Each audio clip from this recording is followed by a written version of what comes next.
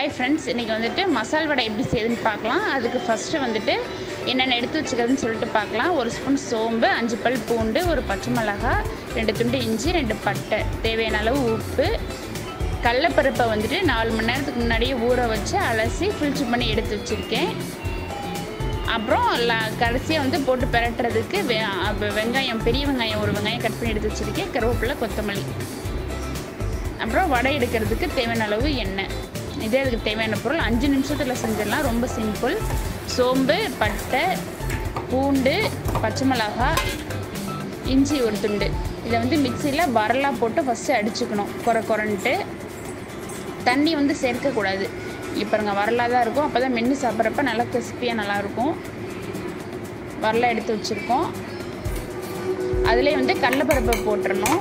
தண்ணியே விடக்கூடாது. 1 ஸ்பூன் கூட தண்ணி விடக்கூடாது. அதில் இருக்க ஈரப்பதமே போதுமானது. தேவையான அளவு உப்பு. அவ்வளோதான். மிக்சியில் போட்டு அடிச்சிட வேண்டியதான். ரொம்ப நெய் அடிக்கக்கூடாது. நீங்கள் அடிக்கிறப்பே 1-2 கடலைப்பருப்பு முழுசாக இருக்கும். அது ஒன்றும் பிரச்சனை கிடையாது. கடைசியில் அதை மென்று சாப்பிட்றப்ப டேஸ்ட்டாக இருக்கும். இப்போ பாருங்கள், தண்ணியே கொடுக்காமையே கரெக்டாக இருக்குது பாருங்கள். இப்போ வந்துட்டு ஆனியன், ஒரு பெரிய ஆனியன் கட் பண்ணி வச்சுருக்கோம் இல்லையா, அந்த ஆனியன் நான் கொஞ்சம் அதிகமாகவே சேர்க்குறேன். ஏன்னா எனக்கு ரொம்ப பிடிக்கும் ஆனியன் நிறைய போட்டு சாப்பிட்டா. கொத்தமல்லி, கருவேப்பிலை போட்டு பிசைஞ்சு வச்சுட்டேன். தண்ணியே விடக்கூடாது. விடாமையே பாருங்க, கரெக்டாக இருக்குது பக்குவம்.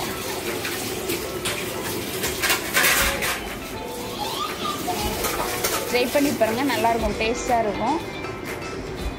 அவ்வளோதான். கடாய் வச்சாச்சு. கடாய் சூடிட்டு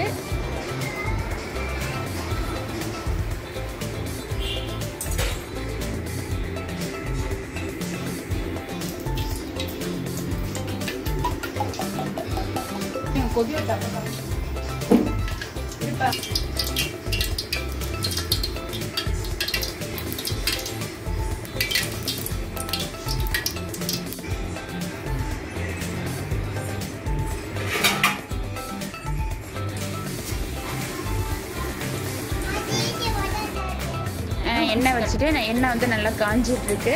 அவ்வளோதான். இங்கே பாருங்க, பொரின்னு வருது. அவ்வளோதான். மசாலா வடை தட்டி போட்டாச்சு. பிரிஞ்சே போகல பாருங்கள், நல்லா வருது. டேஸ்ட்டாக இருக்கும். யாரோ கெஸ்ட்டு திடீர்னு வந்துட்டா கூட நீங்கள் அழகாக செஞ்சு கொடுக்கலாம். முன்னாடியே இன்ஃபார்ம் பண்ணிட்டாங்க அப்படின்னா கடலைப்பருப்பு ஒரு டம்ளர் இல்லைன்னா ஒரு குட்டி கப்பில் மெஷர்மெண்ட் இதில் எதுலையாவது ஒன்று இதில் ஊற வச்சோம் அப்படின்னா டக்குன்னு செஞ்சு கொடுத்துடலாம்.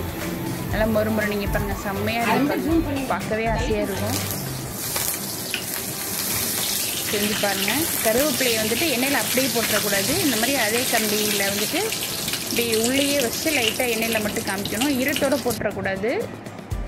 நல்லா மொறுமொறு கிறிஸ்பி வடை செம்மையாக இருக்கும், டேஸ்ட்டாக இருக்கும். செஞ்சு பாருங்கள், சாப்பிட்டு பாருங்கள். ஓகே, தேங்க்யூ, பாய்.